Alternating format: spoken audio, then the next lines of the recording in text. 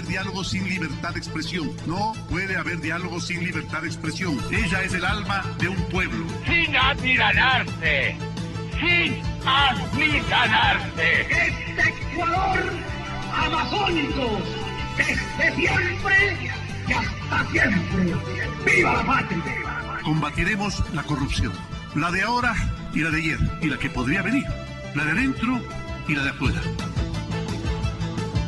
La revista de opinión Democracia. Los temas realmente relevantes, analizados con la visión crítica del periodismo libre. Da inicio la revista de opinión Democracia, el programa en el que usted cree. Comenzamos. Gonzalo Rosero, credibilidad incuestionable.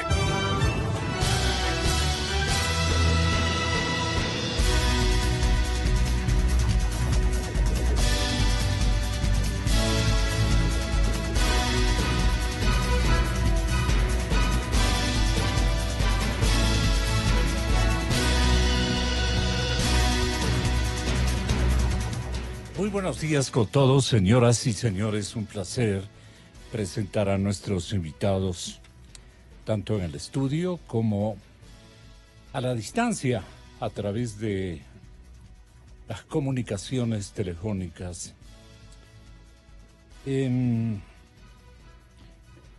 Nuestros rotativos incluso llegan a dar significativa importancia porque los acontecimientos en las calles de Nicaragua, en sus primerísimas ciudades, que no son muchas, pero que se han levantado como un solo hombre, en una señal de protesta gravitante sobre otro de los que se hizo del poder y no quiere aflojar ese poder, en un perfil de acción y actitud similar al del paseante en Cuba.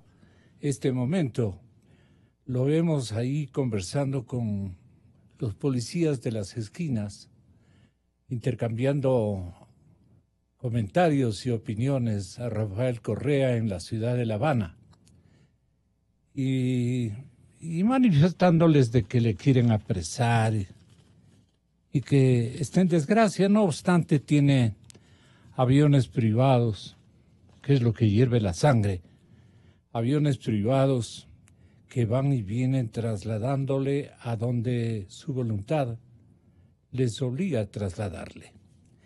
Bueno, este es un acto secundario, pero la violencia en las calles de Nicaragua ya deja como 30 muertos.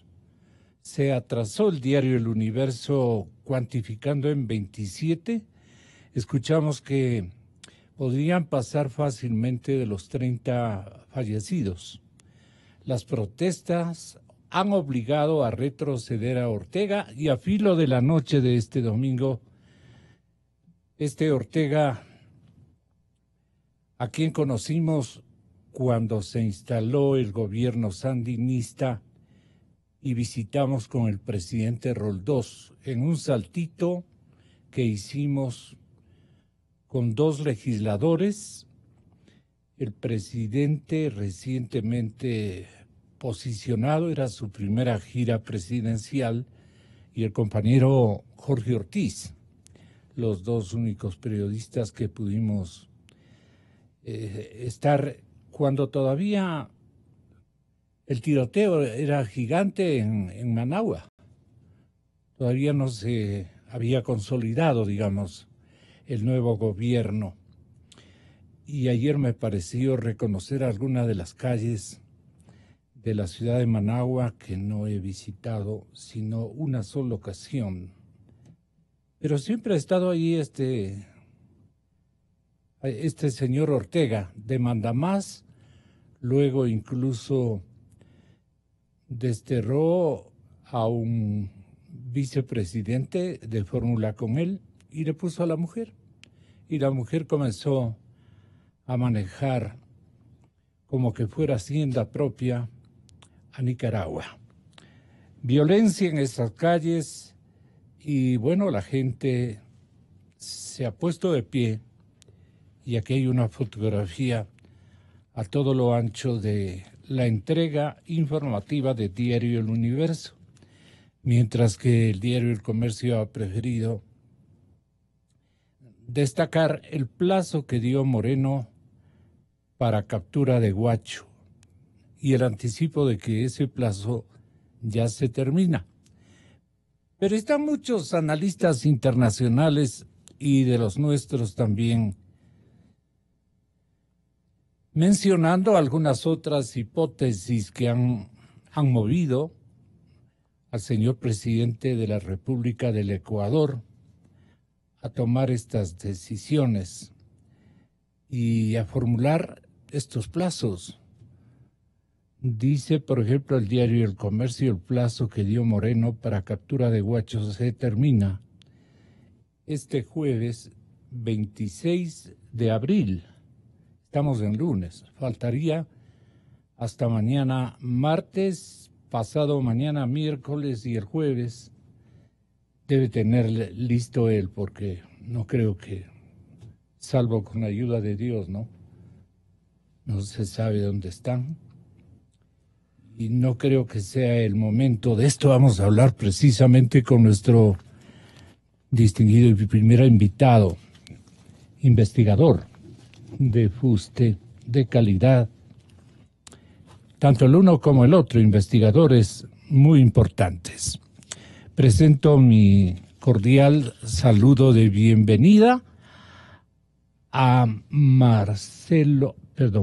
a Lolo Echeverría y al señor doctor Daniel Pontón.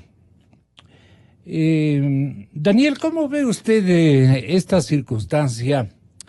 Quisiera hablar con ustedes respecto de las falencias que han predominado en el control de la narcoviolencia ya impuesta en el país a fuerza de todo. Hay otras lecturas que yo venía precisamente analizándolas, pero que resultan ciertamente complicadas exponerlas a conocimiento público. Y yo lo que digo es, hay otras hipótesis que algún momentito las toparemos, pero en este momento no tengo los sustentos adecuados, pero hay gente que está en intensa investigación sobre estos elementos que no hemos tomado en cuenta. Sin embargo, analizamos esto primero. Hay un duelo de estrategias entre las FARC, Guacho y el Estado ecuatoriano. Y queríamos ver si ustedes de una vez por todas se animan a indagar, no a cuestionar, sino a indagar o a poner en el escenario las falencias que han determinado esta suerte para el pueblo ecuatoriano de no saber realmente qué es lo que nos pasa, qué está pasando en el Ecuador. La narcoviolencia del auto llamado Frente Oliver Sinisterra, liderada por el ecuatoriano Walter Arizala, alias Guacho. El diario Expreso da por descontado que Walter, el Guacho al que nos referimos, entre todos, el Guacho es un disidente de las FARC, ¿es posible?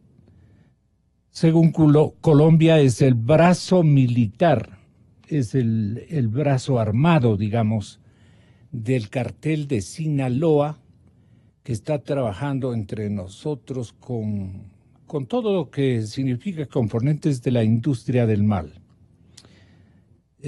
Sembríos,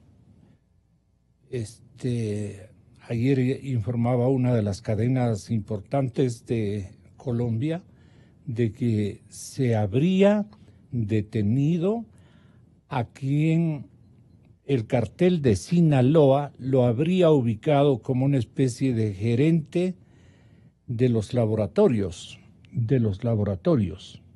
Pero esto no ha pasado a más y no tiene esa información que me la comunicó el compañero que estaba de turno en la en la noche, casi tarde y noche de esta víspera. A ver si nos hace escuchar cómo mismo es la premisa que ha configurado la cadena, me parece que Caracol. La cadena Caracol de Colombia había mencionado aquello ya en horas de la tarde-noche. Y esta es información muy significativa.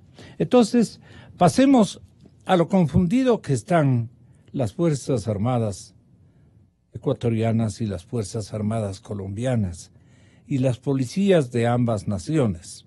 La narcoviolencia también está confundidísima y hay tantos renglones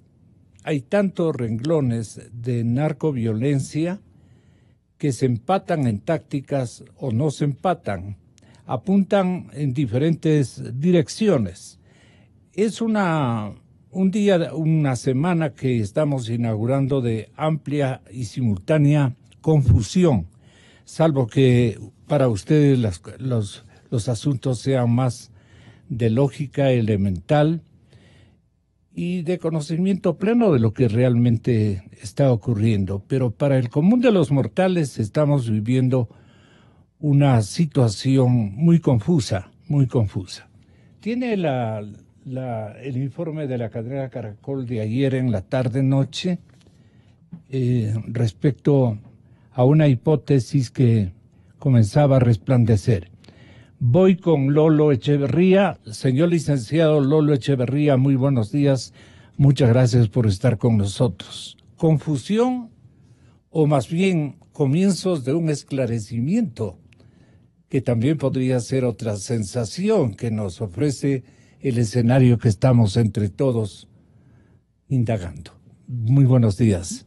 Buenos días, Gonzalo. Y muchas gracias a la Daniel audiencia también por su presencia. Un placer compartir con Daniel. Me parece que todo asunto complejo es también confuso y por eso, claro que se generaliza la sensación de confusión porque es de una complejidad enorme el problema que tratamos. Porque se trata de la disidencia de la guerrilla, se trata del negocio del narcotráfico con la presencia de los carteles mexicanos. Se trata también del avance de una campaña electoral compleja en el país vecino, una situación heredada de incapacidad para responder a un reto tan grave de parte de Ecuador. Es decir, todo esto conforma un escenario de mucha complejidad. Pero me parece a mí que tampoco la guerrilla tiene la fuerza que tenía antes y tampoco tiene las posibilidades de comandar las estrategias, porque ahora las estrategias están dominadas por los carteles del narcotráfico. De manera que todo esto hace extremadamente complejo el panorama y el Ecuador, más que responder ahora, lo que tiene es que prepararse para evitar que este problema prospere, porque en parte era esto previsible por dos elementos fundamentales. El uno, el acuerdo de paz con las guerrillas en Colombia, que iban a provocar que se replieguen hacia la frontera, que es la zona menos cuidada por parte de Colombia. Y segundo, por parte de Ecuador, una década entera de tolerancia, tanto a la guerrilla como al narcotráfico, y de desmantelamiento prácticamente de la policía y las Fuerzas Armadas, nos ha tomado este problema en unas condiciones deplorables.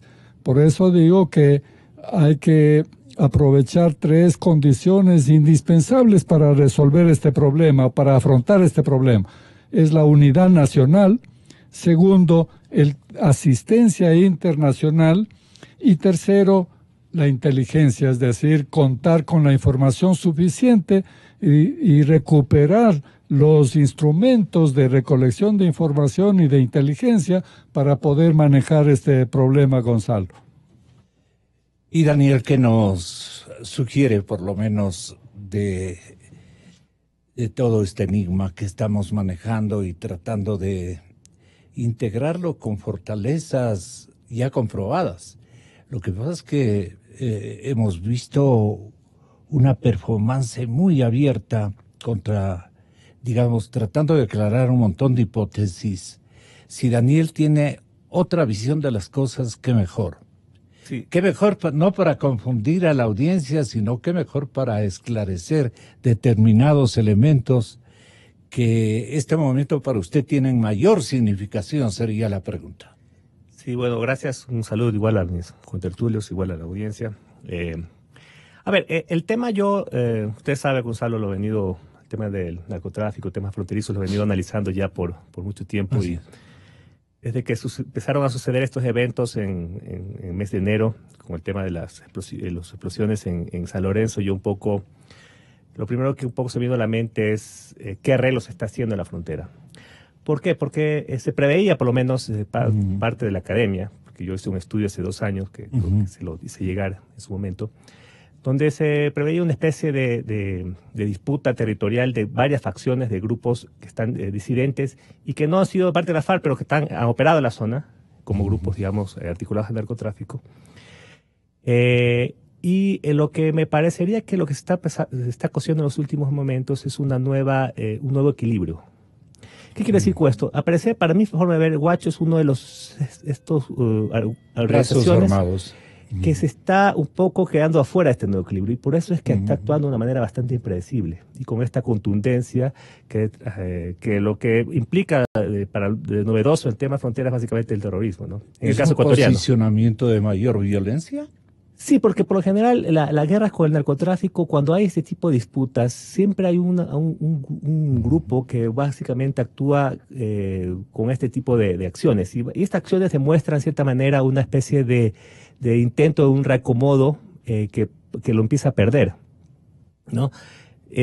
¿Por qué yo le digo esto? Porque nosotros en la frontera, así lo han dicho varios analistas de seguridad en Colombia, por lo menos, que la frontera, sobre todo en la parte de Tumaco, opera más o menos 12 o 13 agrupaciones criminales. Yo lo pregunto es por qué todos los caminos conducen a Guacho. Siempre me pregunto eso, porque uno dice, bueno, es como que Guacho fuera el detonante de una serie de problemáticas y ahí se acaba digamos, el problema. Yo creo que el problema va mucho más allá de Guacho, ¿no? Y hay el tema de la frontera con Ecuador, sobre todo la concentración de cultivos, el crecimiento del narcotráfico y la vínculo estratégico que se tiene con Ecuador respecto al tema de la droga, es altamente lucrativo. La economía del narcotráfico es una economía demasiado potente para la región. Yo hace 10 años revisé un informe hecho en Colombia. En Colombia se le va cerca de 8.000 a 10.000 millones de dólares anuales por concepto de narcotráfico. Eso es más que una industria del café, inclusive no sé si términos iguales al petróleo. O sea, la economía colombiana es altamente dependiente al narcotráfico, porque mucho ese dinero del narcotráfico se reabsorbe en la economía colombiana. Está reabsorbido de alguna otra forma por la vía del consumo, etcétera, etcétera. Y en el caso del Ecuador, supongamos que eso es un porcentaje, es una economía altamente lucrativa. Entonces hay muchos intereses estratégicos que se ciñen sobre esa zona, que ciertamente ha sido desregulada por la salida de las FARC y por las características del proceso de paz que se ha venido dando, que implica que hay un interés estratégico superior. ¿No? Por algo se animó Sinaloa y el otro cartel Jalisco a posicionarse desde hace qué tiempo en las zonas de Esmeraldas hacia arriba en Colombia, de Mataje para arriba, donde tiene sembríos, donde tiene una infraestructura humana más o menos adecuada. Y ayer se mencionaba esta captura de un jefe de laboratorio que habían detectado los periodistas colombianos de radio y televisión audiovisuales, habían detectado un laboratorio gigante que fue encontrado al tenor de las investigaciones, seguramente del desplazamiento de estos grupos, ¿no?, que pertenecían a... Porque también aquí hay una multiplicación de reacciones. No sé si usted esté de acuerdo. De acuerdo. Eso es altamente se configura demasiado rápido y tiene elementos en cadena que van detonando otro tipo de situaciones. Hasta tal punto que nosotros hemos cambiado todo como país en el tema de seguridad. Estamos reformando instituciones, posiblemente cambiamos ministros, no sé si se ve, posiblemente se reforma la Ley de Seguridad Pública del Estado, hay una nueva estrategia de seguridad. Sí.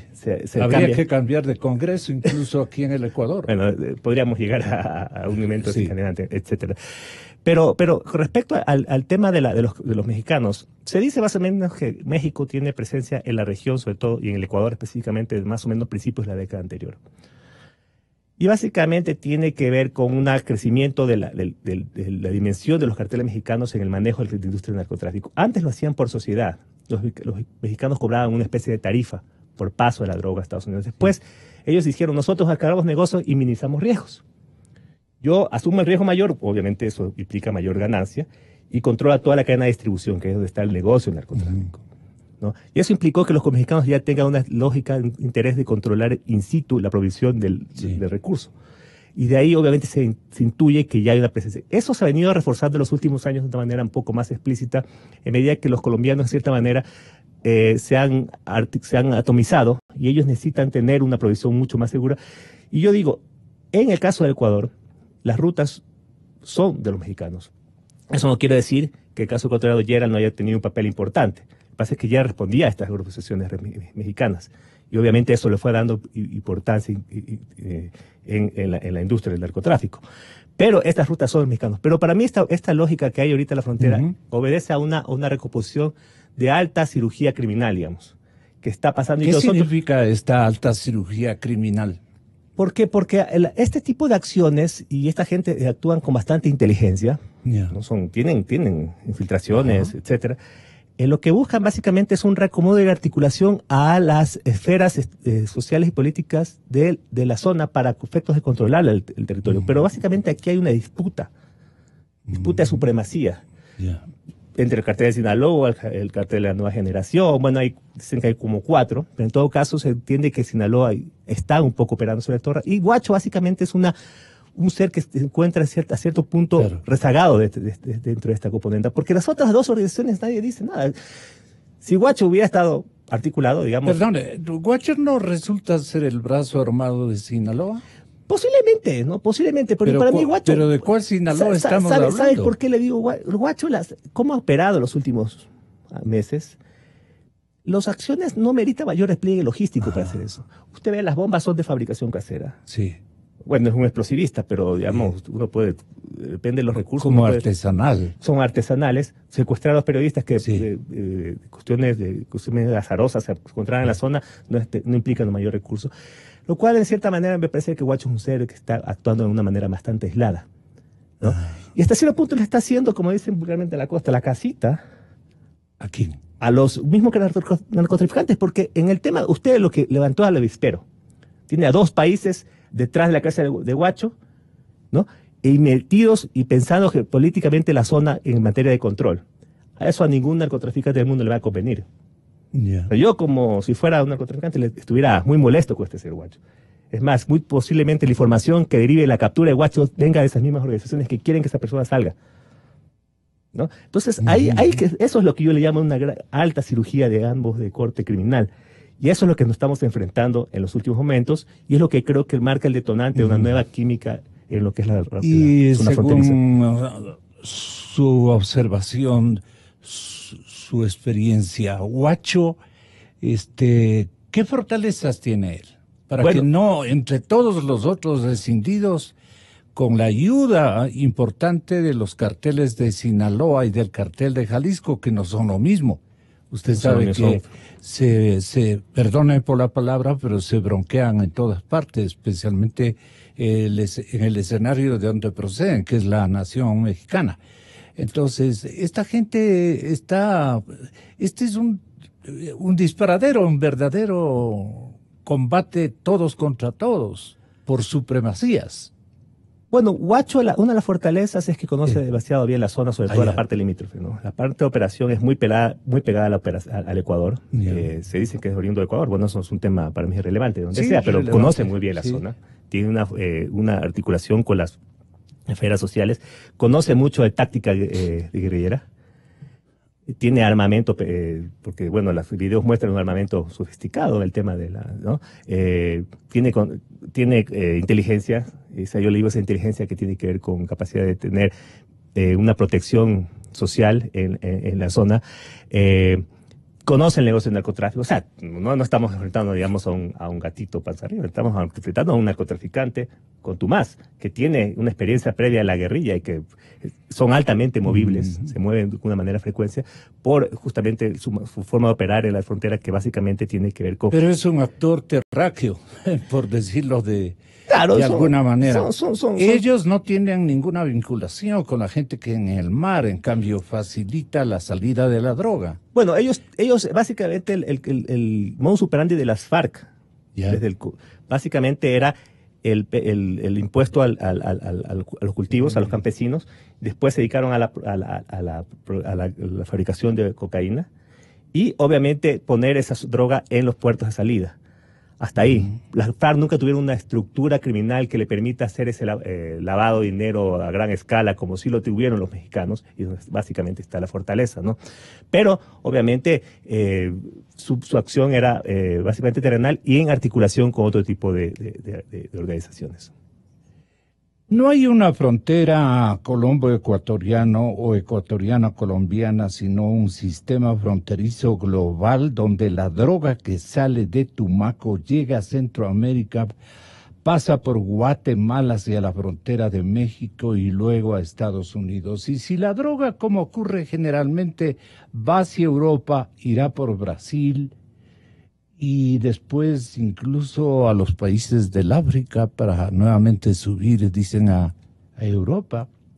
Cada tramo de la frontera está absolutamente articulada al otro. Este sistema fronterizo global actúa desde las perspectivas de los mercados ilegales. Yo leo esta crónica del diario El Comercio de esta fecha porque son 4 puntos de discusión que giran en torno al fenómeno: el proceso de internacionalización, la ubicación de la crisis actual, las características de la red global del crimen y las polémicas soluciones. El Ecuador fue considerado durante el siglo pasado como una isla de paz, una especie de mito, porque nuestro vecino del norte tenía las FARC, tenía ya al ELN y a otros grupos irregulares que estaban en conflicto con el Estado. Pero en el sur estaban Sendero Luminoso y otro grupo, el MRTA, mientras que Ecuador no logró contaminarse. En el 98, Ecuador y Perú firman un acuerdo de paz, con lo cual se cierra un periodo de la historia muy conflictivo que giró básicamente alrededor de la delimitación territorial. En ese sentido, la doctrina y la logística de las Fuerzas Armadas ecuatorianas estaban organizadas bajo esa perspectiva, y la impresión es que estas no lograron ponerse a tono con las nuevas amenazas. Y ahí entra entonces el ejercicio de Rafael Correa, la base de Manta, y comienza otra historia. Una historia incluso que premia al carretero, por decir así, al plan vial que le traza Correa, hasta con un puente gigantesco, a la movilidad o a la movilización de las drogas, porque le piden los compañeros: no me topes, yo no te hago nada, yo no te denuncio, yo no te hago seguimiento, actúen con sigilo. ¿Qué será? ¿En qué consistirán las cláusulas del convenio que le atribuyen a la administración Correa en los primeros años? ¿Esto le parece a usted diplomático de carrera? Bienvenido a la cadena Democracia. ¿Le parece a usted que Correa inició todo esto directamente con los colombianos o con los mexicanos, o con quién tuvo una suerte de convenio, de tratado, de no me ofendas, ni yo no te molesto, ni yo te voy a molestar. Así pasaron unos días de toda una década de gobierno, unos días aparentemente felices. Pero nadie se dio cuenta ni se esbozó una sola denuncia de que estaban operando entre Nariño. Ya comenzaba a sonar Nariño. Antes no sonaba tanto Nariño en materia de drogas. Y comienzan a sembrar a un lado y otro de la frontera. ¿Cómo explica la diplomacia ecuatoriana esta suerte de permisividad que se gestó sin conocimiento ni militar ni diplomático de nadie? Hicieron ellos. Y pasaron unos años bastante significativos con un esplendor de la sacada de la droga, pagando peajes entre ellos y llevándose a Centroamérica y a Estados Unidos. ¿Qué conoce la diplomacia ecuatoriana respecto al brazo armado del cartel de Sinaloa atribuido al señor Guacho? ¿Qué es Guacho para los diplomáticos? Resulta interesantísimo conocer. Muy buenos días. Buenos días, un gusto estar aquí. En primer lugar, debo manifestar que el tema del anterior gobierno con la droga está sumamente claro. Digo claro porque desde el inicio hubieron grandes indicios del financiamiento de la FARC para la campaña, la primera campaña electoral del expresidente Correa. Esto en los últimos días pues se ha revivido con el video que ha enviado Colombia al Ecuador y que el presidente Moreno ha ordenado prácticamente que se investigue. Ese para mí es el punto de partida y de contacto.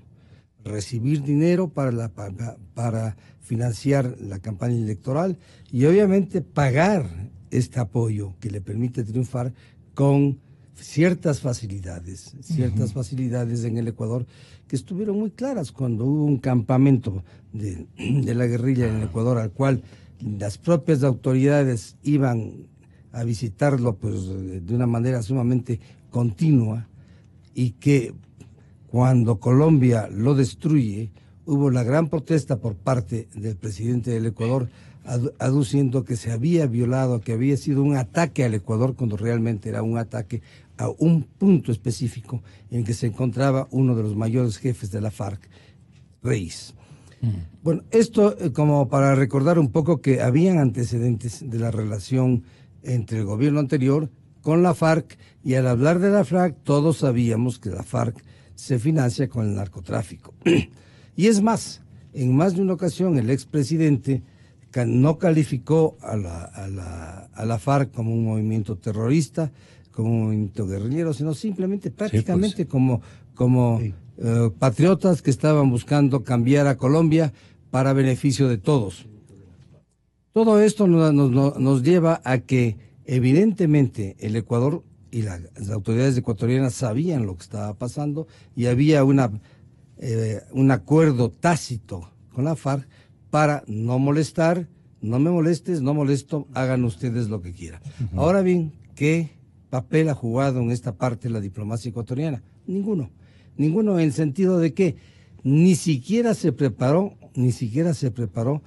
para tener una posición clara en el caso, con Colombia y con la FARC y con los efectos que podría traer los convenios de La Habana al Ecuador. Hubieron muchísimas advertencias, inclusive aquí, recordarán Gonzalo que aquí hicimos, nos referimos a una vez que se había firmado los acuerdos de La Habana, que era previsible de que hubiera una parte de miembros de la FARC que no acepten los convenios, porque había algo que es muy importante y que estamos viendo que en este momento tiene la primacía de importancia, que es el narcotráfico, que eso, como bien se ha dicho, produce miles de millones de dólares y que no iban a estar de acuerdo los miembros de la FARC que se beneficiaban de eso. Y que había que estar preparados.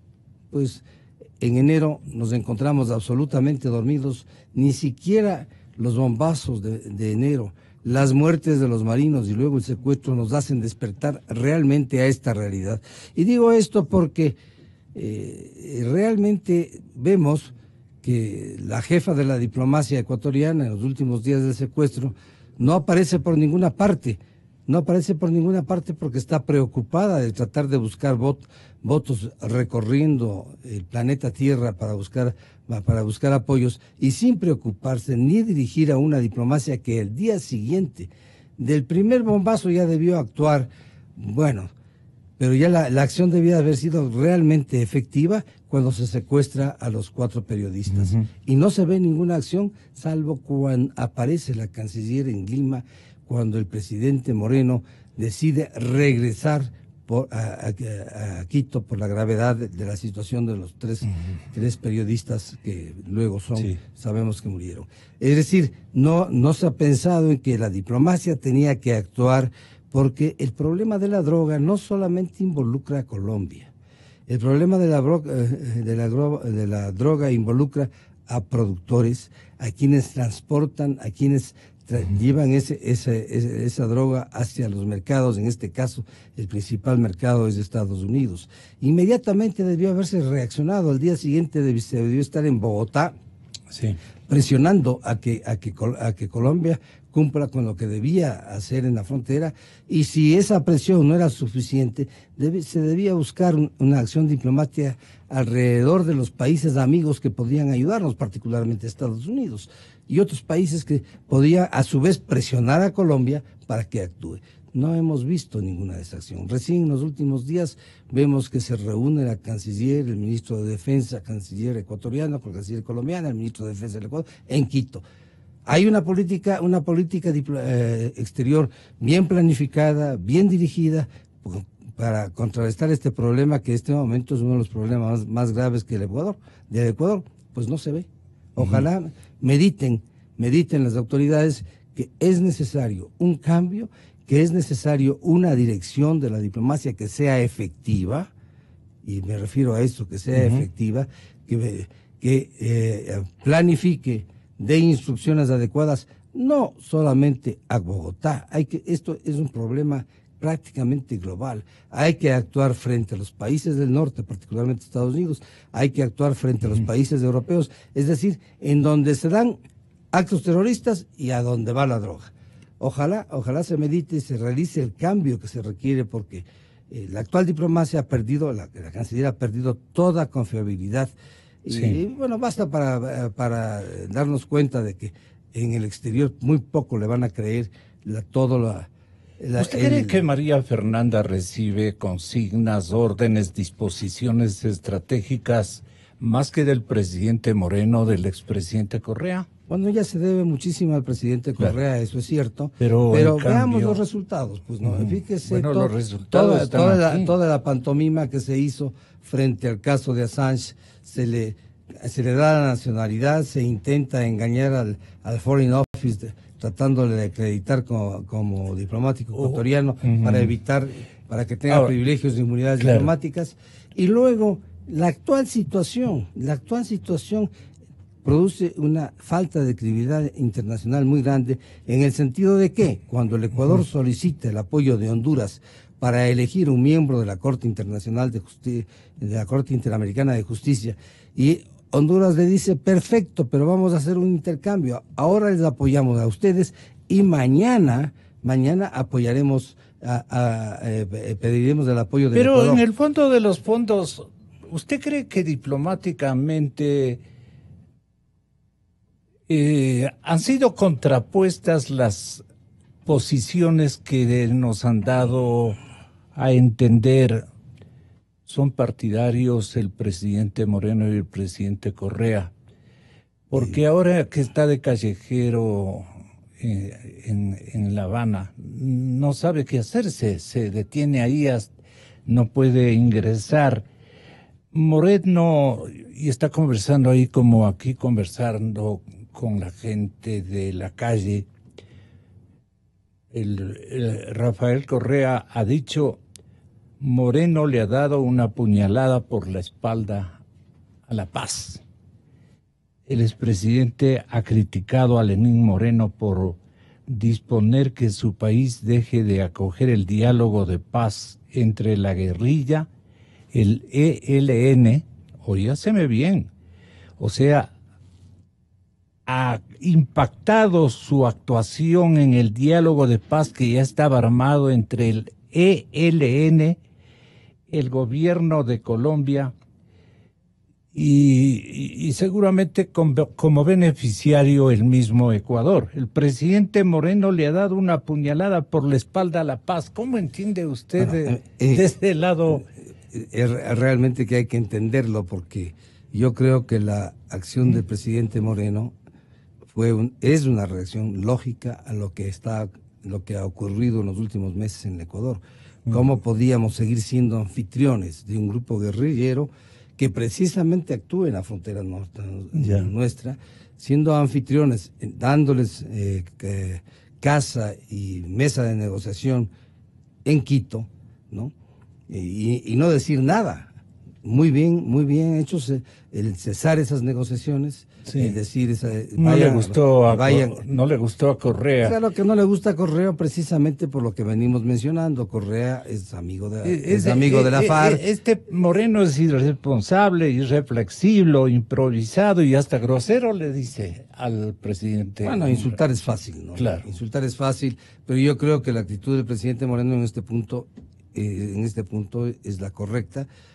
Claro que hay que seguir el desarrollo de los acontecimientos en este punto, porque el presidente dice no les salgan del Ecuador hasta que las circunstancias cambien. Esto implicaría una intención a futuro de que posiblemente se vuelva a ofrecer Quito como para sede de las negociaciones. En esa parte, pues yo simplemente hago un comentario. Eso hay que pensarlo, porque sí. Yo creo que el Ecuador cometió graves errores tanto en la negociación en La Habana como en el haber entregado como sede y el haber dado el lugar en Quito a que se realicen estas negociaciones sin pedir nada a cambio. Porque se debió haber en La Habana, haber estado allí presentes, porque obviamente era lógico, si la FARC, el narcotráfico nos afecta, pues teníamos que saber cómo se iban negociando las cosas y teníamos que saber si se ponía dentro de esa negociación alguna salvaguarda, digamos así, para que no nos repercuta en el Ecuador la desmovilización de la FARC. No, él no creía en eso, no. Por eso les da hasta puente. Pues. Por eso les da hasta puente, claro. Ahora les da oportunidad en este caso con el Ejército de Liberación Nacional, si es que retornan al Ecuador, decir, bueno, muy bien, retornen a Quito, pero nosotros como Ecuador tenemos que ser parte, no simplemente entregarles un sitio para reunirse, es decir, darles un salón, darles la mesa de negociaciones y nosotros quedarnos afuera. No, tenemos que ser parte para ver qué se aprueba, estar atentos. Obviamente la negociación principal es con Colombia, pero nosotros también somos afectados. Tenemos que tomar conciencia que el narcotráfico, la guerrilla, ¿no? El terrorismo que nos viene de Colombia nos afecta, pues, y tenemos que estar ahí presentes. Los para prever. Deben estar tremendamente agradecidos, y lo propio los carteles mexicanos, con estas expresiones, pues, del presidente Correa. Yo me muero de vergüenza y de tristeza, y le pido disculpas en nombre del pueblo ecuatoriano. El pueblo ecuatoriano es así, a Colombia, a América Latina, al mundo, a los amantes de la paz. El presidente Moreno ha dado una puñalada por la espalda a la paz. Nosotros sabíamos que Lenín Moreno era un tipo sin convicción. No sabíamos que era un traidor. Y créame, o sea, no estoy exagerando, no estoy jugando. Creo que ya hay un desequilibrio. La comprensión o la elaboración de un juicio de valor de parte del pueblo ecuatoriano respecto de estas declaraciones, ¿cómo usted las espera? ¿Se den? Ya, primero me parece que hay que acotar lo siguiente. Es preciso tratar de entender por qué ocurre esto que ha ocurrido en la frontera. Porque la verdad es que no era una cosa que convenga a los carteles de la droga, que estaban en una situación de tranquilidad. Como dicen, estaban en su papayal. Así es. Entonces, ¿por qué ocurre esto? ¿Qué motivó que empiecen los bombazos, los secuestros, esta cosa de de Huacho, que para mí es simplemente ponerle nombre al problema, que es muy cómodo. Es muy difícil lidiar con un peligro que se desconoce dónde está, quién es, qué hace. Entonces, está bien para eso, pero yo no creo que ese sea el punto importante. El punto importante son los carteles y por qué ocurre esto.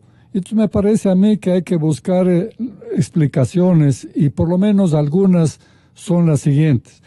Una, que los carteles nunca esperaron que haya el cambio que se ha producido en el Ecuador. Es decir, lo que está diciendo Correa en estas declaraciones que acabamos de escuchar es que, claro, es un traidor para lo que venía ocurriendo, para el acuerdo que venía funcionando. Correa era un amigo de estos carteles y de la guerrilla.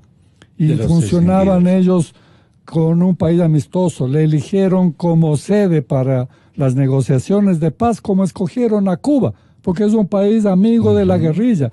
La guerrilla no iba a escoger cualquier país para ir a negociar, tenía que escoger un país amigo. Pero no calcularon que se iba a producir este cambio. Era evidente que iba a ganar el mismo partido, el mismo gobierno, las mismas fuerzas, y las cosas debían de continuar como estaban, pero no han continuado como estaban. Bueno, este es un dato importante, el cambio que se ha producido, aunque sea difícil de entender y que no esté completo todavía, pero el cambio que ha producido Moreno. Segundo, han pasado ciertas cosas que para ellos son fundamentales. Por ejemplo, hemos visto transitar por aquí al jefe del Comando Sur de los Estados Unidos, hemos visto al embajador de Estados Unidos haciendo acuerdos con los partidos políticos, hablando con la presidenta de la Asamblea Nacional, cosa que no había ocurrido jamás en 10 años. Correa ni siquiera le dio la mano nunca a un embajador.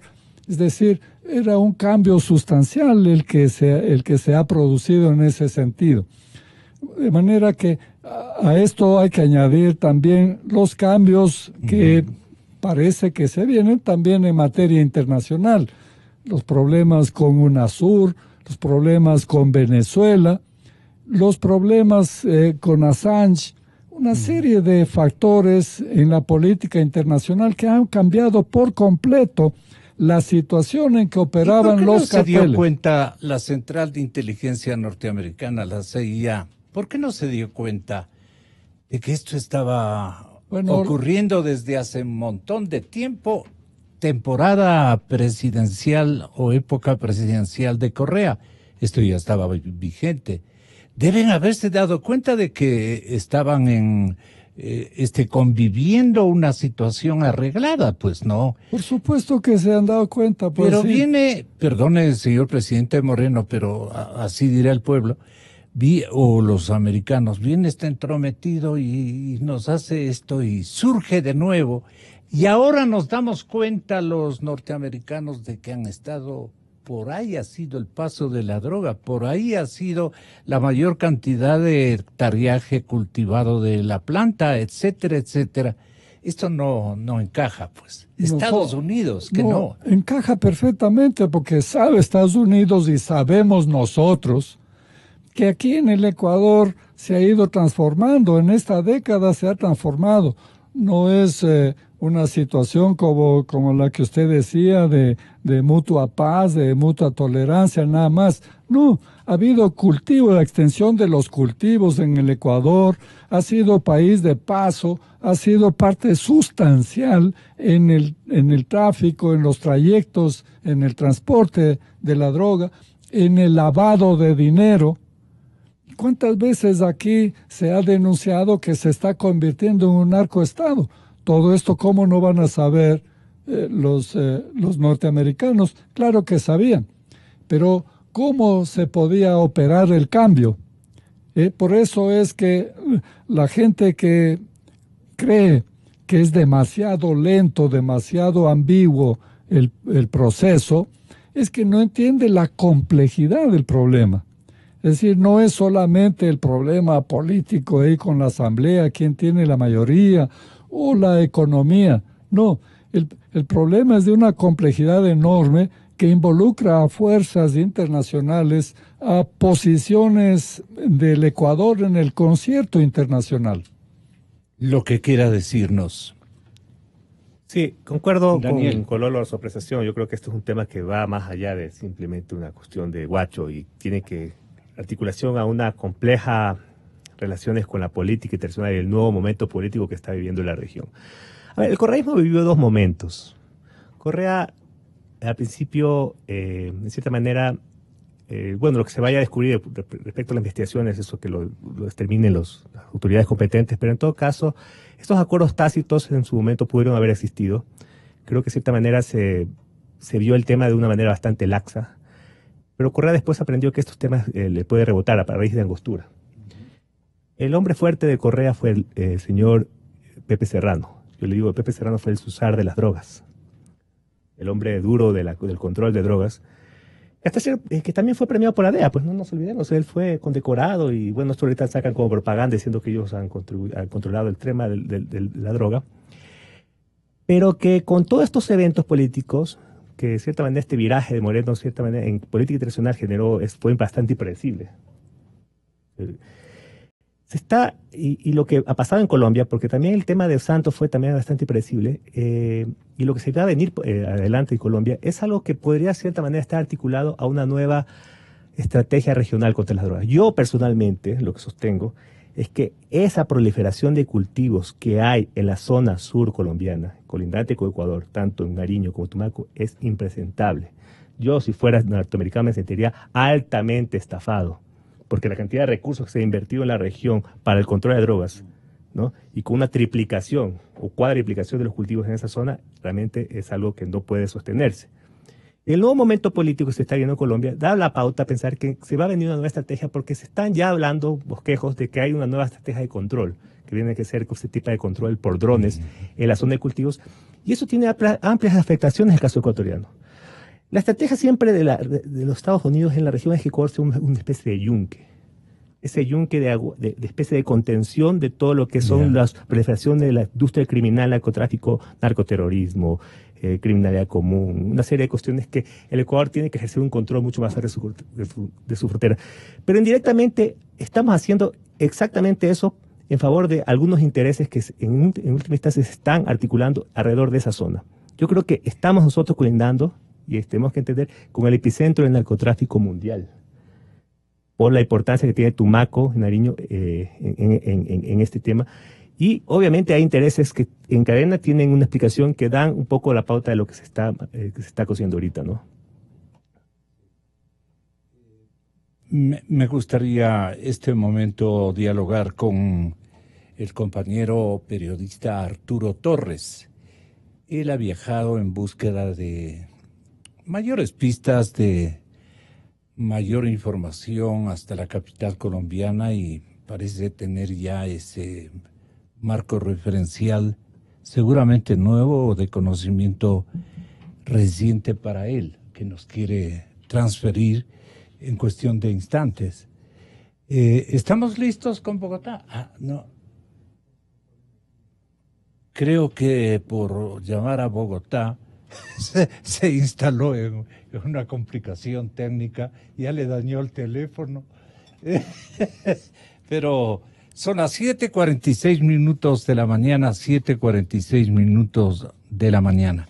Podríamos, compañeros, este momento hacer escuchar a nuestra audiencia y a nuestros distinguidos invitados lo que opinan de Guacho en la campaña electoral colombiana.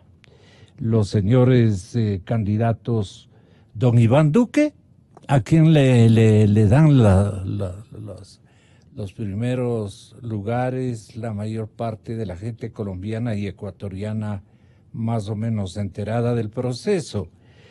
Dicen que él podría estar conjuntamente con Gustavo Petro protagonizando la segunda vuelta, ¿no? Ojalá sea así, pero obviamente que sea a favor del señor Duque. El señor Duque parece que es, Lolito, perdón esta pregunta, hombre o candidato del expresidente Entonces, él le está apoyando abiertamente. Y nosotros consultamos con Iván Duque, con Graman Vargas, Vargas Lleras, sí, Humberto de la Calle, Sergio Fajardo, esta distinguida dama muy talentosa, Viviane Morales, y el señor exalcalde de Bogotá, don Gustavo Petro. ¿Qué opinan estos caballeros de Alias Guacho? Aquí están las respuestas. Pues es que alias Guacho es producto de una actividad delictiva que la FARC sigue cometiendo y de narcotráfico. Yo apunto una cosa, ha pasado año y medio después de la firma del Colón. ¿Dónde está la información de los cultivos? ¿Dónde está la información de los laboratorios? ¿Dónde está la información del lavado de activos? ¿Dónde está la información de los vínculos con los carteles mexicanos? Si esa información la hubieran entregado a tiempo como organización, no estaríamos viviendo lo que está viviendo hoy el país. Y por otro lado, pues criminales como alias Guacho lo que tienen que hacer es perseguidos con toda la capacidad del Estado hasta que se sometan a la ley. Las vamos a enfrentar con toda la determinación y toda la capacidad militar de nuestra fuerza pública. Disidencias, Ejército de Liberación Nacional, Clan del Golfo, organizaciones criminales, hoy se apoderaron del negocio del narcotráfico y de la minería ilegal. No tienen un estatus político. Toda la contundencia para enfrentarlas y derrotarlas militar y judicialmente. Darles duro, es que esos señores lo que son es criminales. El que se sale del acuerdo la lleva y tiene que pagar las consecuencias de eso. Es la fuerza tranquila del Estado, o para judicializarlos o simplemente para enfrentarnos en el plano militar. Pues es lamentable, pero entendible, porque el gobierno de Ecuador está sufriendo lo que no tendría que estar sufriendo. Ecuador es un pueblo pacífico, amable, generoso, y se nos fue la mano con lo que pasó en esa frontera. Primero, con la fuerza pública, el ejército, al que hay que recuperarle su moral combativa, que en este momento está decaída. Con la fuerza institucional de la Fiscalía y la Justicia, pero además, como estos delitos y estas disidencias vienen operando en zonas de fronteras, hay que activar los mecanismos de cooperación binacional con Ecuador. Todo eso es lo mismo, digamos, son ejércitos privados del narcotráfico. Hablemos de mafias armadas que tienen control sobre la población, lo cual les da un cierto nivel de poder político. Y lo primero que hay que hacer para debilitarlas, con los nombres que tengan, es quitarles ese poder a partir de quitarles la población. Cuando estamos hablando de zonas rurales, la población que controlan es la cultivadora de hoja de coca. Cuando estamos hablando de zonas urbanas, la población que controlan son las juventudes barriales, populares consumidoras de droga. Y al quitarles la población en general, se debilitan, pierden poder y son mucho más golpeables por el ejército profesional.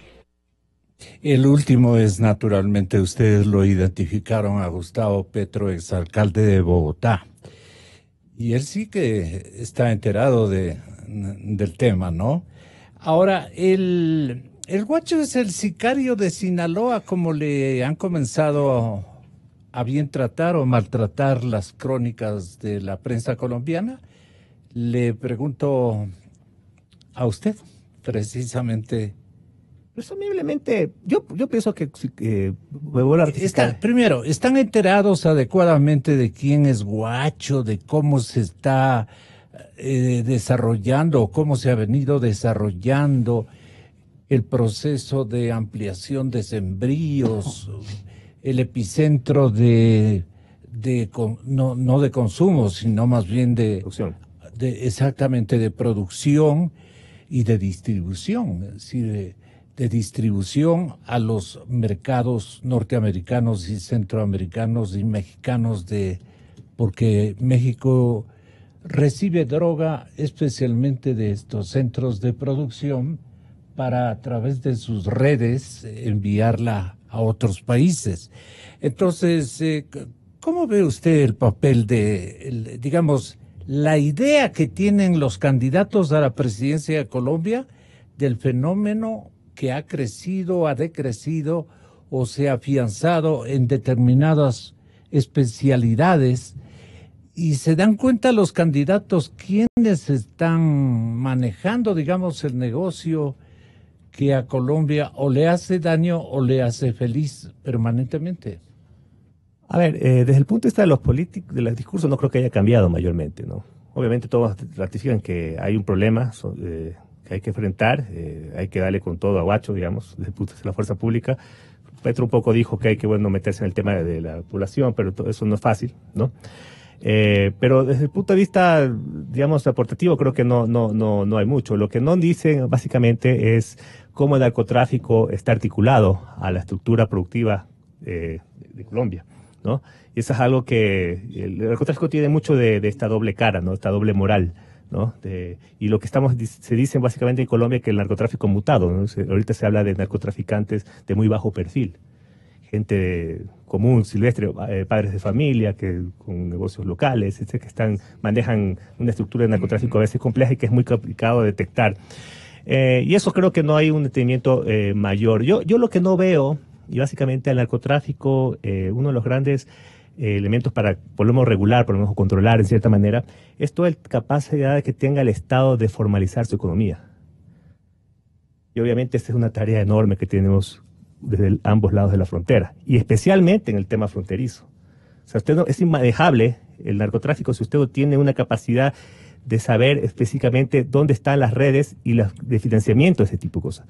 Al narcotráfico se le combate con inteligencia, pero la inteligencia es otra vez una operación de alta cirugía financiera, porque ese dinero regresa y de otra forma y corrompe y penetra la estructura social de un país, económica.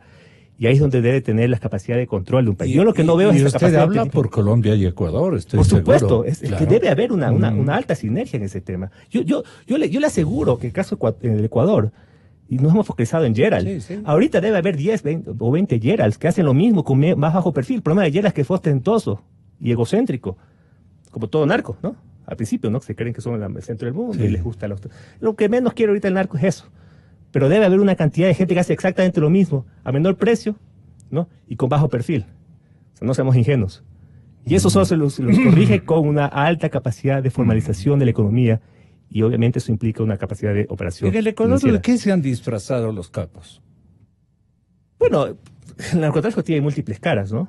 Yo personalmente, el Ecuador, hay algo que pone Gerald como algo importante. ¿Pueden haberse disfrazado de grandes empresarios, por ejemplo, los que actúan ya en el negocio? El narcotráfico, y un poco yo hace poco hacía la reflexión, el gran detonante del narcotráfico, primero es la estructura de consumo mundial que hace que la cocaína, el principal motor de la economía, sea el principal recurso apetecido de las grandes economías capitalistas occidentales. Y segundo es esta lógica cultural de lucro sin fin, pues.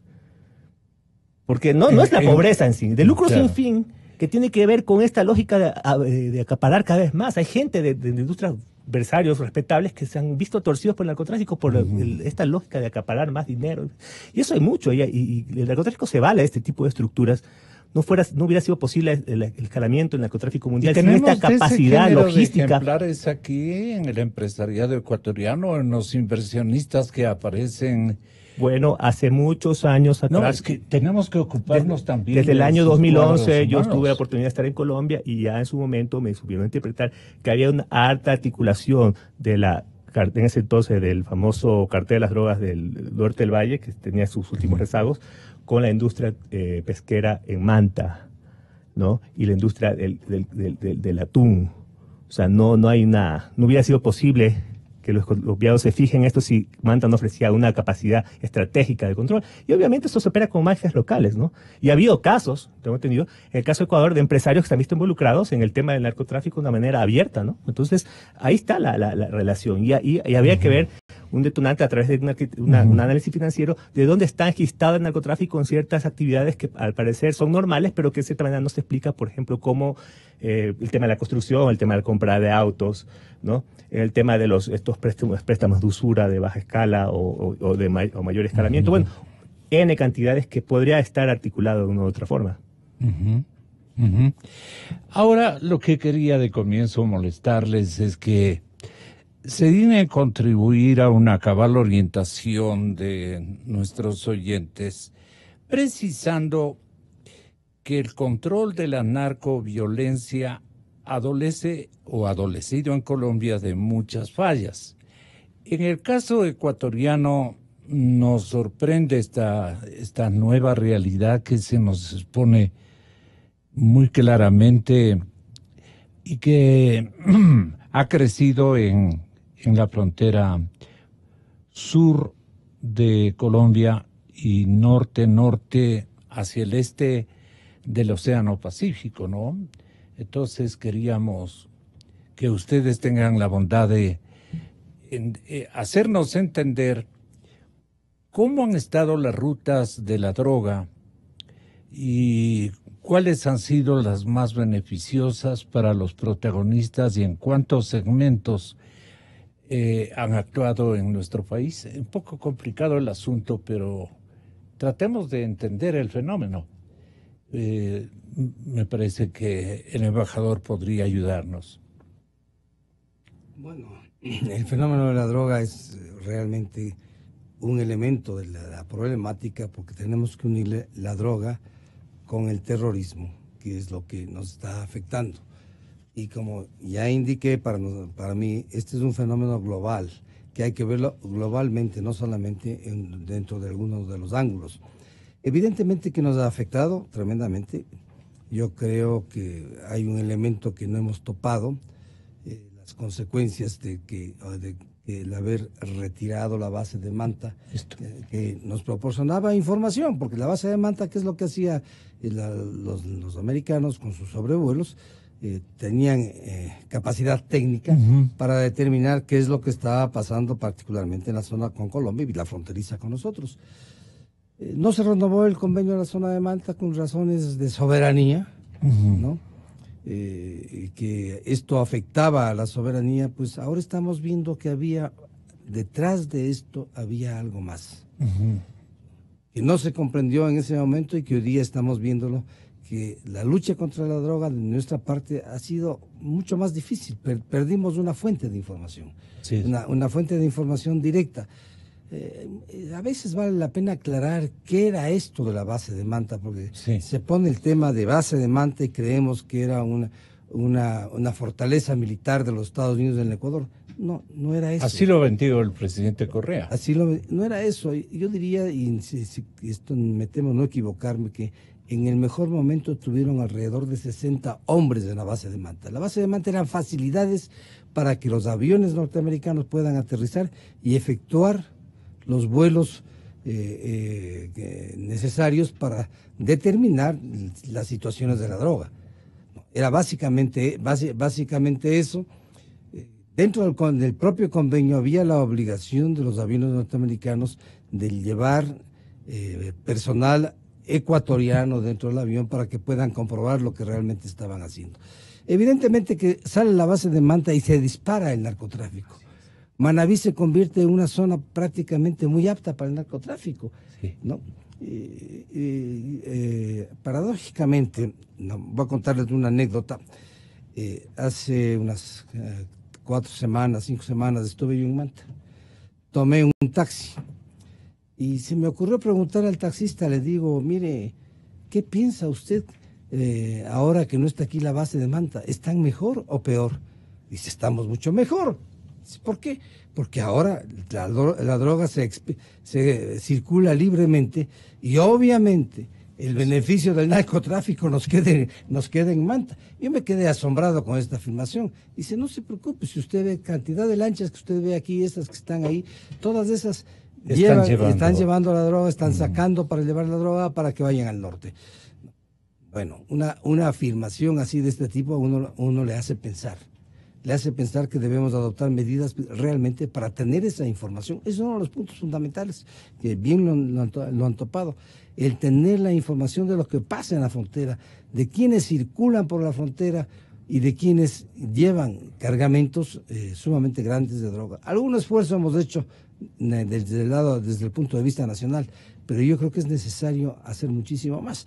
Yo recuerdo que aquí en alguna entrevista que tuvimos hace unos cuantos meses, algún experto decía, mira, estamos muy contentos porque se ha capturado X cantidad de droga.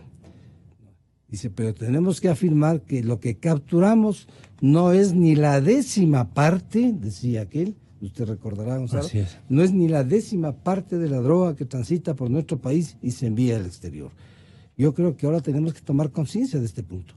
Conciencia de este punto, afrontar necesariamente la parte policial, la parte de las Fuerzas Armadas, la parte del gobierno que necesita hacer en todo el país para que tomemos conciencia que tenemos que enfrentar este nuevo problema, y naturalmente la parte que se debe hacer en la parte externa, es decir, política internacional. ¿Se debe reinstalar la base de Manta? Se preguntarán muchos ecuatorianos. Nuestro analista invitado, Lolo Echeverría, responde a esa inquietud no solamente la particular posición suya, que es importante desde luego, pero ¿qué podría estar olfateando usted? ¿Cómo podría ser la reacción si este momento le consultamos? Retomamos la tarea de reinstalar la base de Manta, porque desde que Correa ordenó su destrucción, por decirlo de alguna manera, su desactivación, las cosas han empeorado. Y entonces tenemos una población de pescadores que son más bien conductores de paquetes de droga. Ya nadie sale a pescar la plata que reciben el instante en que entregan a los intermediarios del traslado, del tránsito de la droga. Es lo que comentan cómo se ejercita este negocio.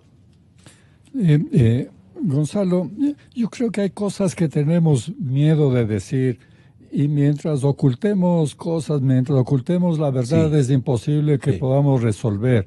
En mi opinión, Huacho es una figura inflada.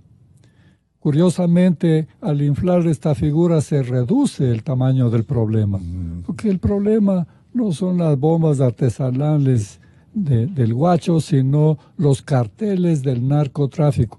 Entonces, la primera cosa que tiene que hacer con claridad el Ecuador es definir el problema. Y el problema es narcoterrorismo. El narcoterrorismo entonces es un problema gigantesco, pero al hacer gigante el problema se hace más fácil la solución, porque entonces es posible plantar una de las claves de la solución, que es la cooperación internacional.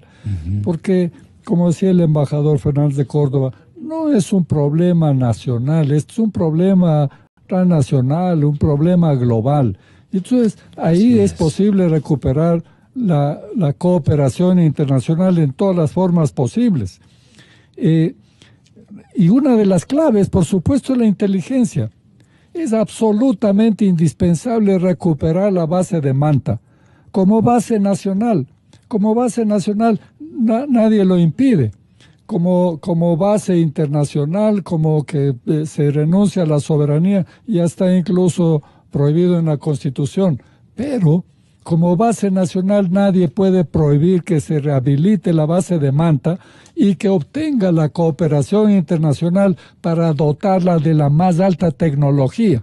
Porque esto es lo que temen los carteles. Esto sí temen los carteles.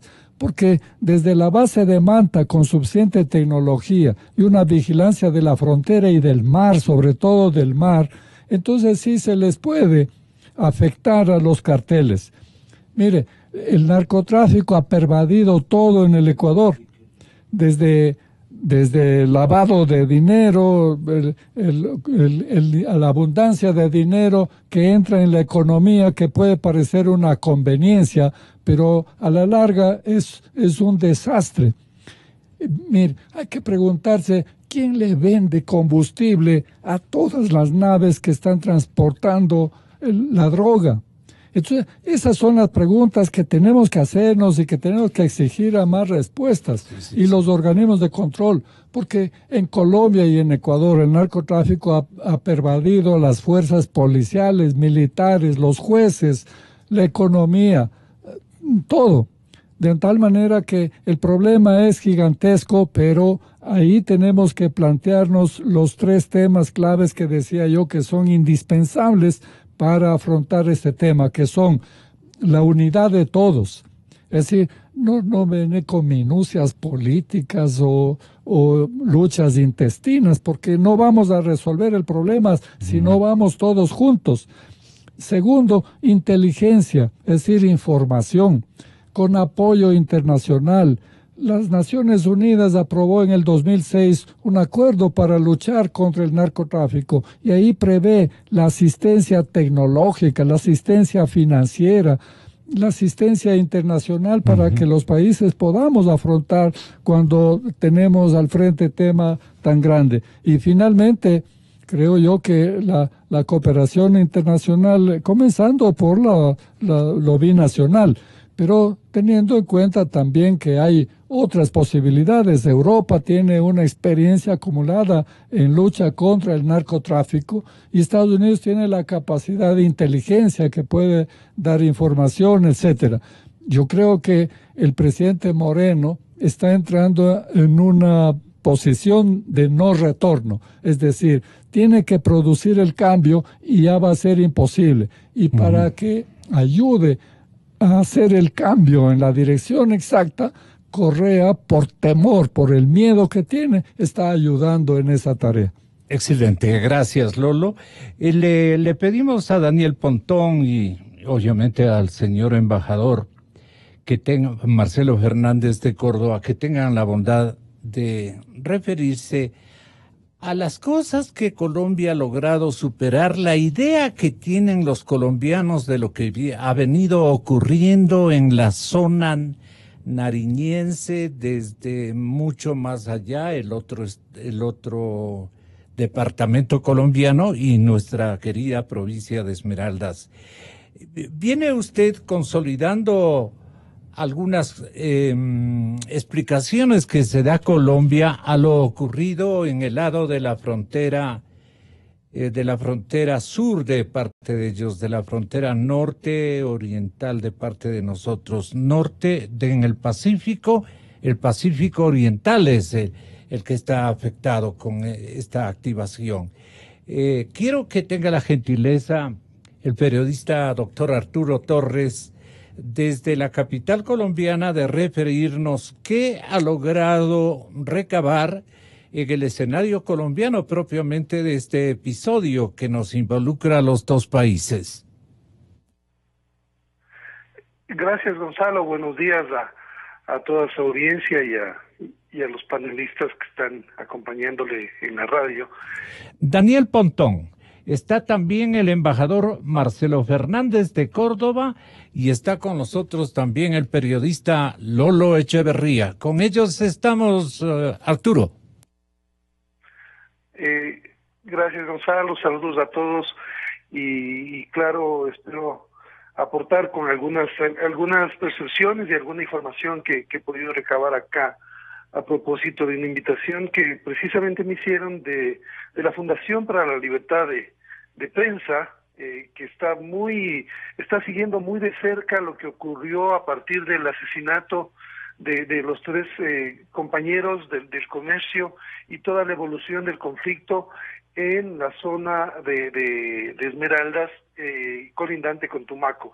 Bueno, acá básicamente hay una conciencia de que este tema debe ser abordado de una forma contundente de parte del Estado colombiano, en el sentido de que todos estos grupos criminales que están operando en la zona fronteriza son un resultado en su mayor parte directo de no haber manejado bien lo que se venía luego del posconflicto. Entonces es una responsabilidad que el presidente Santos tiene que asumir, y ahora, de lo que he visto, hay unas líneas muy claras en función de que esto se resuelva básicamente por la vía militar y policial, o sea, atacar directamente al problema y básicamente de alguna forma hacer lo que se dejó pasar durante tanto tiempo con estos grupos que están operando en la zona fronteriza. Entonces me parece que eso es, o sea, incluso la semana anterior habían tenido una especie de contrapunto con un general del ejército en función de que el presidente Santos dio una directiva de que a Guacho y a su gente, vivos o muertos. Esa fue un poco la directiva, o sea, no la disposición, y este general lo que hizo es, bueno, vamos a seguir esa orden, pero no van a venir contraórdenes. Es decir, que han habido ciertas distorsiones por una medición más bien política sobre la actuación en la frontera desde el gobierno. Entonces, consideraciones políticas daban mensajes ambiguos a las Fuerzas Armadas, al Ejército y a la Policía, que ahora sí han tenido y han aclarado que van a ir por el objetivo llamado Guacho y toda su gente en la zona al que van a buscarlo vivo o muerto. O sea, esa es la consigna. En esa zona hay 9,000 uniformados, 9,000 miembros de la fuerza pública que están decididos a todos, están haciendo evacuaciones en esa zona. O sea, realmente ahora se ve que hay una decisión contundente de estructuras y básicamente tratar de solucionar este problema, porque no olvidemos que acá estamos a un mes de las elecciones. Entonces esto también le puede pasar la factura a Juan Manuel Santos en el sentido de lo que se viene, porque el principal opcionado para pasar a la segunda vuelta es Iván Duque, del partido que auspicia o que dirige el expresidente Uribe, ¿no es cierto? Y el otro candidato es Petro, que tienen las posibilidades de pasar a la segunda vuelta. Sí, pero lo que queremos preguntar a nuestros invitados es, o con nuestros invitados queremos preguntarle a usted, ¿cómo impactaron los apoyos que tributó a la política de nuestro presidente, el expresidente Uribe?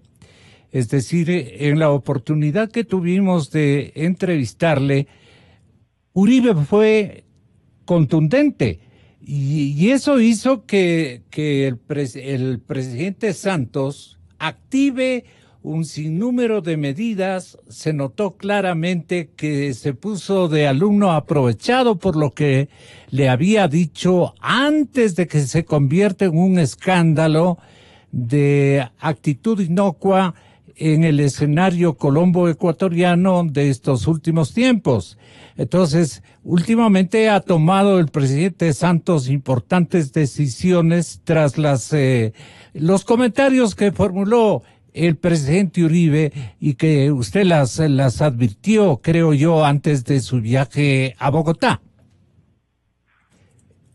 A mí me parece bien la decisión del presidente Lenín Moreno. Nosotros hemos dicho desde hace mucho rato, si el terrorismo ve que lo llaman a dialogar sin suspender las actividades criminales y que lo que le ofrecen es pura impunidad, entiende que eso no es un llamado a la paz, sino una rendición democrática para darle más espacio al terrorismo. Y lo que hace esa impunidad es multiplicar las acciones del terrorismo. Por eso nos parece correcto, que Ecuador reclame frente a todas estas circunstancias y que impida que se lleve ese diálogo allí mientras no haya condiciones sinceras que cesen la violencia. Y me da mucha pena tener que decir esto, la circunstancia de que Guacho sea nacido en cualquier pueblo colombiano o en cualquier comunidad ecuatoriana, no en ningún momento atenúa la responsabilidad del gobierno colombiano de haber permitido con la impunidad este crecimiento de los grupos terroristas. El terrorismo hay que combatirlo, independientemente de donde hayan nacido sus integrantes, porque el terrorismo finalmente no tiene fronteras territoriales ni límites éticos. Que Juan Manuel Santos trate de atenuar, trate de justificar, trate de despreciar su propia responsabilidad, diciendo que no, que fue que el Guacho nació allá. Hombre, por favor, no se puede rayar en el cinismo, queridos amigos. Nos debe Colombia entregar los cuerpos, porque los mataron en territorio colombiano. Hombre, si tienen esos cuerpos, que los entreguen. Claro, querido periodista, si tienen esos cuerpos, que los entreguen, por supuesto. ¿Usted cree que está en manos de Santos aquello? No sé si los habrán encontrado o no. No conozco esos detalles, amigo, pero toda la solidaridad en la lucha contra el terrorismo. Y muy estimados ciudadanos de Ecuador, La seguridad es un valor democrático, una fuente de recursos, es un valor fundante de la democracia.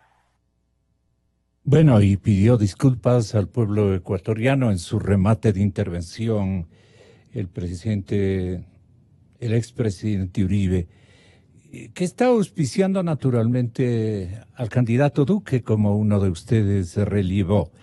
Esto hace que las cosas, tanto en la impresión que tenemos los ecuatorianos sobre lo que ha ocurrido, cambie radicalmente de apreciación. Es decir, el descuido santista, por así decirlo, respecto de nuestro drama, era parte del acostumbramiento al que estaban sujetos, digamos, los dos países y las dos instituciones, seguramente los dos mandatarios, hasta que viene el presidente Moreno y dice, cambiemos esto. Eso era precisamente para reconstruir lo que había hecho el presidente Correa en asocio con los grupos narcotraficantes y parte de la institucionalidad colombiana que luce como normal y que no hay tal. Ellos también están comprometidos en el negocio de la narcoviolencia, ¿no? Por decirlo de alguna manera. Hay grupos muy enterados de esta situación. Si nos ayudan ustedes, distinguidos caballeros, lo último de lo último. Si son tan amables, pasemos primero por Bogotá y regresamos donde ustedes. Arturo, tenga la bondad.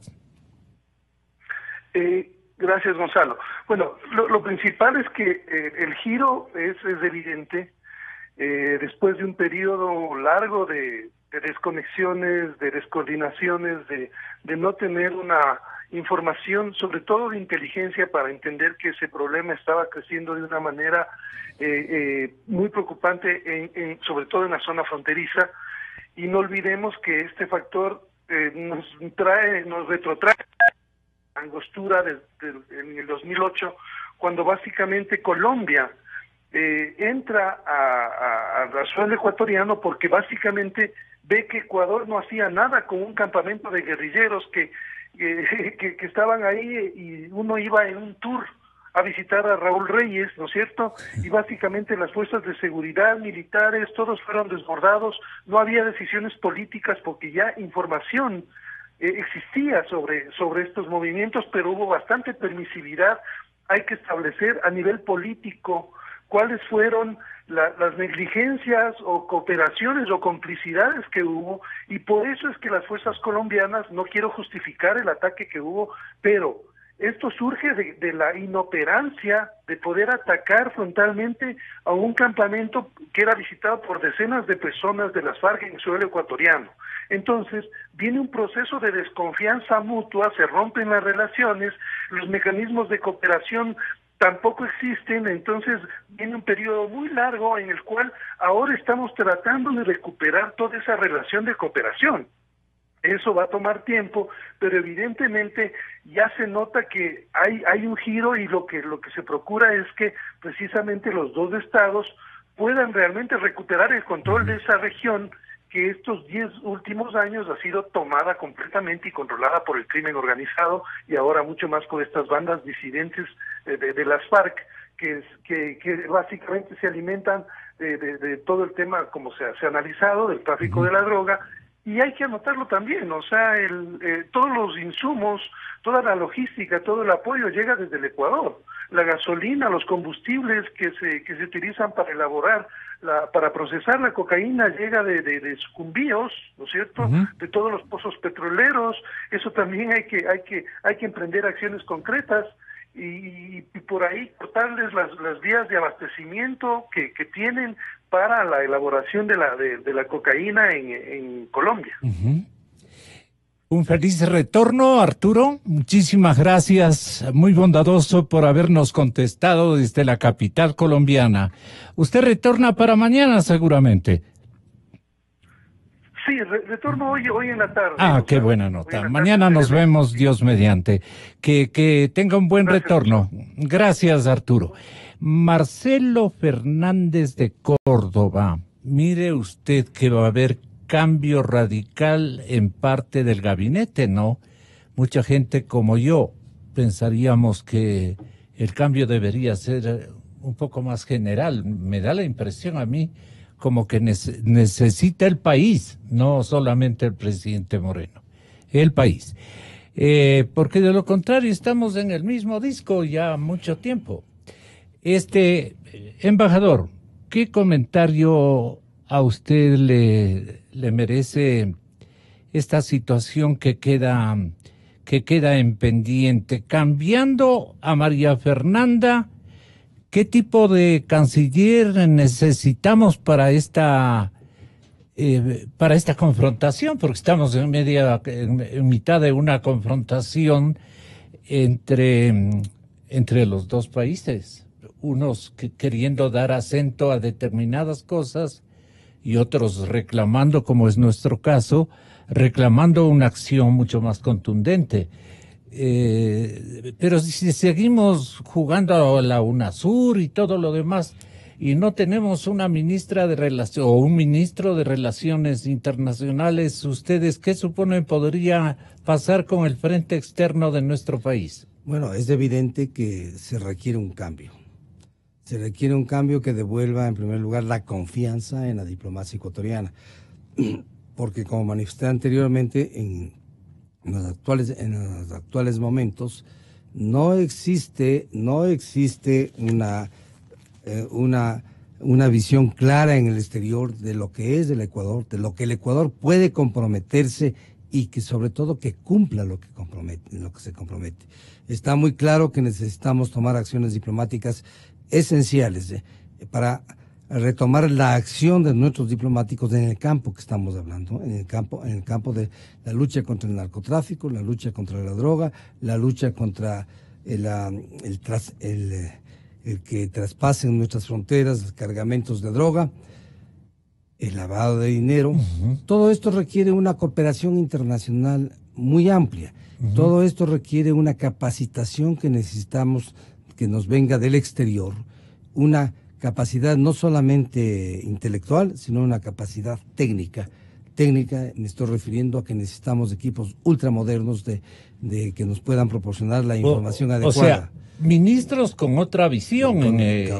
Con otra visión, ministros que sepan cómo se actúa diplomáticamente, porque en la diplomacia hay cosas que están absolutamente escritas y hay otras que se domina, que están en la práctica diplomática, que desconocen en general los que vienen del campo político, no entienden que la diplomacia se mueve con varios conceptos que no están escritos, pero que si no se los sigue, se perjudica a la credibilidad, que es un punto muy importante que se debe tener presente.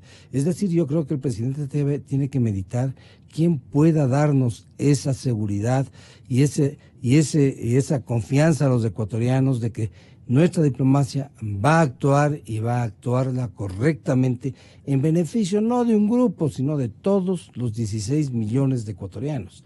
Muchas veces no se ve la acción diplomática porque es una acción a veces muy sutil, pero necesariamente se requiere tener ideas claras. Es parte de un tratamiento general del Estado ecuatoriano que mire cuáles son los factores de posibles conflictos. Ya no hablamos de un conflicto posible, estamos dentro de un conflicto que tiene caracteres internos y que tiene caracteres externos. Investigador Daniel Pontón, si es tan amable. Respecto al tema de Colombia, al parecer Santos se jugó mucho por desterrar el terrorismo. Realmente cuando uno hace el análisis de números, el escalamiento de la violencia respecto al número de enfrentamientos y muertes militares y civiles respecto al tema del conflicto colombiano disminuyó de una manera ostensible. Y eso es un tema que hay que rescatar. Yo no creo que ahorita podemos un poco echar a la borda todos estos avances. Pero Santos, al parecer, su estrategia consistió en hacer caso omiso al problema del narcotráfico. ¿Por qué le digo esto? Porque a partir del año 2012 empieza una proliferación de los cultivos en Colombia y Colombia empieza a tener poco a poco a recuperar su rol de ser el principal productor de cocaína.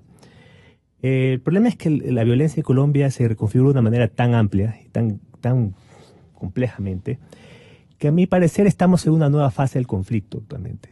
Es un conflicto que ya no obedece a una confrontación, digamos, ideológica, que mucha gente quería llevar a esta cuestión, claro, sino una reconfiguración de bandolerismos locales que están altamente reconfigurándose. Mucho más peligroso mucho más peligroso porque es mucho más anómico. Claro. ¿Sí? Y creo que ahí es una poco de la habilidad estratégica, y especialmente sobre el tema de la frontera. Yo creo que Colombia, diplomáticamente, la frontera con Ecuador ha sido un territorio de alta, digamos, hay una inercia que tiene que ver con una lógica política. Colombia tiene una visión bastante local de su problema, interna de su problema del conflicto. Las prioridades son muy altas hacia su tema interno. Y básicamente una lógica militar, ¿no? Colombia militarmente, la zona de frontera ha sido una zona de, digamos, una intervención donde básicamente no tiene un control explícito de la zona, sino una lógica de control mucho más dinámico de entrada y salida. Y eso básicamente lo que se está viendo, y porque el anuncio del presidente Santos últimamente ha sido poner 10.000 militares en la zona. Bueno, le digo, es un clamor que se lo venía exigiendo de muchos años atrás, y ellos responden básicamente a la coyuntura. Y a mi parecer, muchas veces el presidente Santos está ya en una lógica retirada, ¿no? Yo creo que él ahorita está en esta lógica retirada, y lo que le busca es aplacar la mayor cantidad de críticas a su proceso, porque obviamente ya su legado ya está, ¿no? Ya está construido. Entonces, me parece que muchas veces, por eso hasta cierto punto ha sido bastante contradictorio sus declaraciones, y un poco eso ha sido también el problema de los últimos meses, ¿no?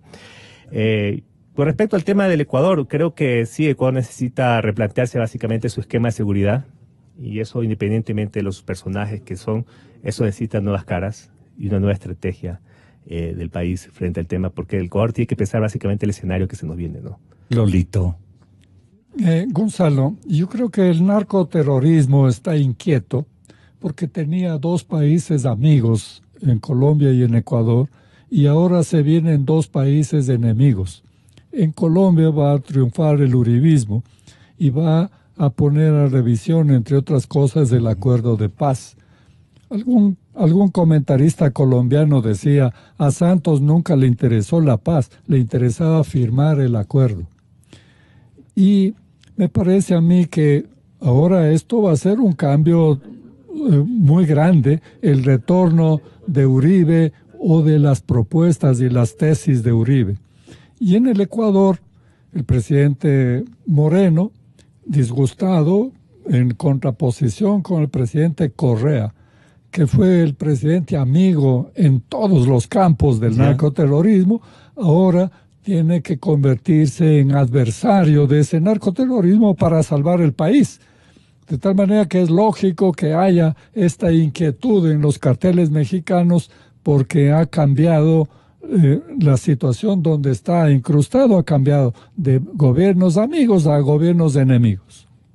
Muchas gracias, caballeros, muy amables. Vamos a difundir la opinión que tiene, con pruebas al canto, José Hernández sobre la hipótesis, casi segura es hipótesis, de que otro Lenín Moreno acaba de emerger en la frontera. Distintísimo. Vamos, muy interesante esta crónica de interpretación de José Hernández desde la plataforma de los 4 Pelagatos. Y vamos también a hablar de el informe que ha dado Human Rights Watch, ratificando la injerencia correísta en la justicia. Así es que prepárese a conocer el informe de Human. Doctor Gustavo Yal, muchas gracias. Si nos espera un momentito. Te abrazamos fuerte, Ecuador. En los días más difíciles, aquí seguimos. Recordaremos con honor a quienes ya no están. Rechazamos con firmeza a los asesinos. Rechazamos las circunstancias, aquellas que fueron creadas por quienes te traicionaron, por defender sus ideas, su proyecto. Abrazamos el silencio para escuchar esperanza. Te abrazamos fuerte, Ecuador. Aquí seguiremos, buscando la verdad. XFM y Democracia AM. Inicio de espacio promocional.